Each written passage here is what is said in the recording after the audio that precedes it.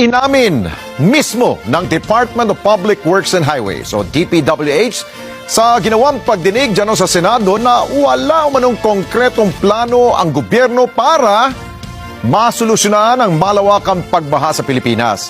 Sa harap nito, kinwestiyon naman ng ilang mambabatas kung saan napupunta at saan ginamit ang pondong laan para sa flood control project ng gobyerno. Kunin natin ang live report ni Mean Corvera. Mean, nakalulungkot naman dito. Talagang hopeless case na ba yung baha?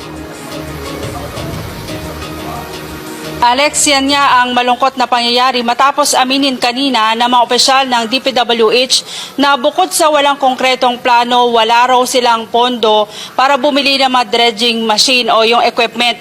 Yan ay ginagamit para hukayin yung mabababaw na riverbed o river basin natin dito sa lalo na sa Metro Manila. Sabi ng DPWH, mula nang mag-take over sila pagkatapos ng Duterte administration, matagal na palang walang ginagawang dredging activities sa ating mga ilog kaya naging mababaw ito at mabilis tumaas ang tubig baha.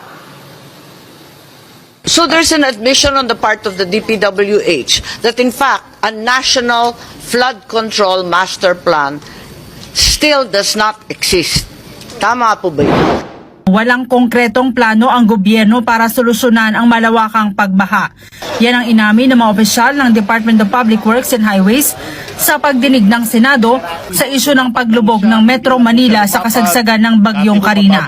Sabi ni DPWH Secretary Emmanuel Bonoan, ang mahigit 5,500 flood control projects na iniulat ng Pangulo sa kanyang sona nitong Hulyo para sa immediate relief lamang. To some extent, that's correct, Madam Senator. But what I'm saying is actually there has been master plans before that were carried out, and now I understand, and I've seen the record in the department, that is now being updated. Dito nag-init ang ulo ng mga mambabatas. Yung 5,500 pala na programs, projects na natapos, na ipinagmalaki ng ating Pangulo noong SONA ay patsi-patsi lang.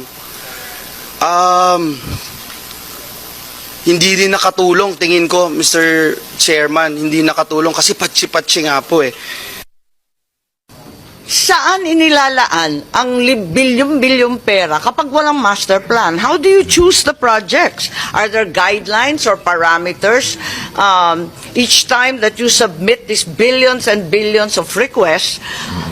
To what do you allocate if there is no integrated master plan for the entire country? It's very telling that the master plan, the integrated master plan, is not in existence, Mr. Chair. Pero sabi ng DPWH, walang pondo para dito at wala rin silang pondo pambili ng mga dredging equipment para linisin ang mga silted waterways. Kaya question ni Marcos, bakit pumayag na tanggalin ang pondo para sa mga foreign assisted projects, gayong ito ang solusyon para sa pagbaha. Pinuna rin ng mambabatas ang 23 billion para sa feasibility study. Sa damian niya ng pag-aaral na ginawa, walang nabuo na integrated master plan kaya lumubog ang Metro Manila at mga kalapit probinsya. Na zero lahat ng malakihang project. So ang sinasabi po ninyo, ang maaasahan lang ng Pilipino, ng buong sambayanan, itong tagpi-tagpi, patse-patse, tingi-tingi na magbibigay ng immediate relief sana, ngunit yung malakihan, malawakang flood control ay wala na.